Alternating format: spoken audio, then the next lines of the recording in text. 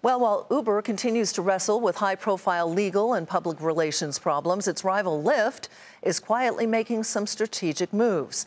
The latest has Jaguar Land Rover taking a stake in Lyft, and LeBeau has those details. Uber may rule the road when it comes to ride-sharing, but its rival Lyft is putting together an impressive group of partnerships that could pay off in the long run. That includes a new deal with Jaguar Land Rover.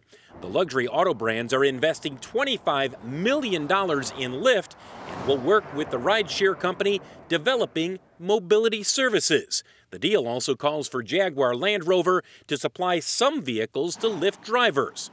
This is the second automaker to take a stake in Lyft, following GM's investment of $500 million last year.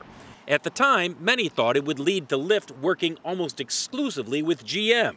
But since then, both companies have branched out to also work with other tech and transportation firms. For example, Lyft has also struck a deal with Waymo, the Google subsidiary that is leading the development of driverless vehicles.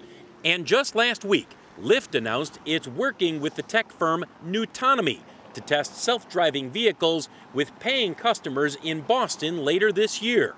Uber is also developing autonomous drive vehicles, testing them in Pittsburgh.